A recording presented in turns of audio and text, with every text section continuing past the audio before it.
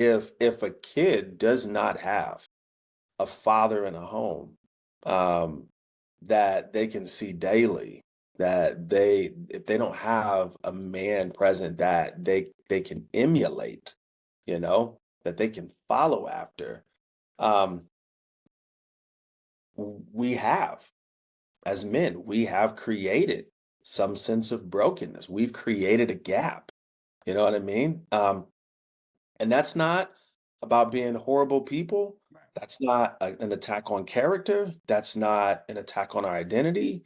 It's the nature of brokenness. You know what I'm saying? It's the nature of brokenness.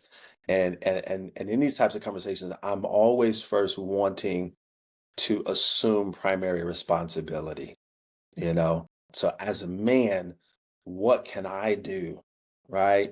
To be a better provider, to be a better protector, um, of kids, of my kids. I mean, because one of my kids, man, my kids are my daughter. She's 50-50 between her mom and I. Mhm. So like while most times I get to see her every day because of, going to school, and we ride to school together. I take her to school, pick her up. She's at my house, things like that. But those days that I don't, that she's not under my roof, you know what I'm saying?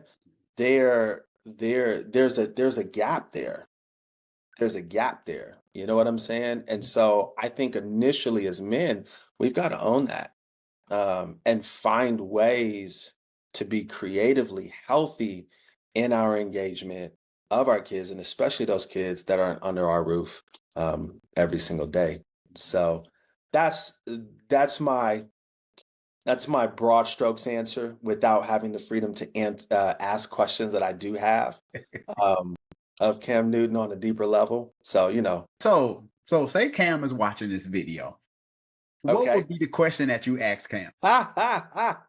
Yeah, so specifically then I would ask him, there was one particular line that he said where Dr. Bryant kind of went in on him for, where he said he wanted more kids, but he didn't necessarily attach his desire for more kids to being able to love a woman, and out of loving a woman, their love together producing more, whether that be by birth, biologically, or adoption, right?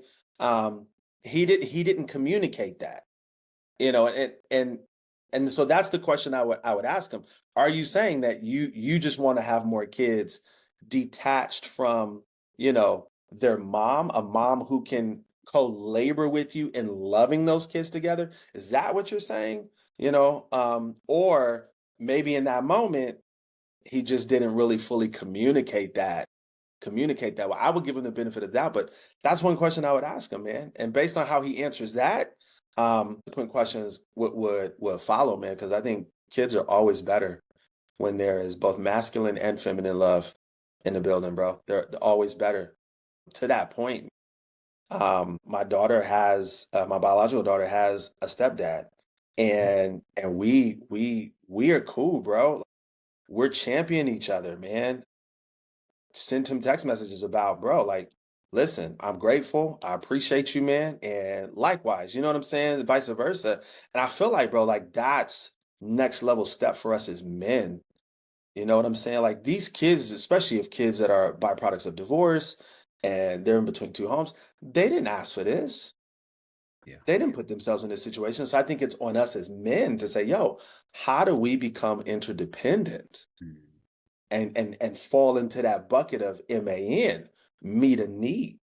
This ain't about us right now. This is about these kids having healthy home interactions, particularly with men who love them and see them and provide for them and want the best for them, bro. And if that means we got to come together with our ex's now new husband, bruh, for the sake of future generations, I'm gonna wave that banner, bro. 100%. Yeah. I'm gonna wave that banner, man, because we gotta grow up.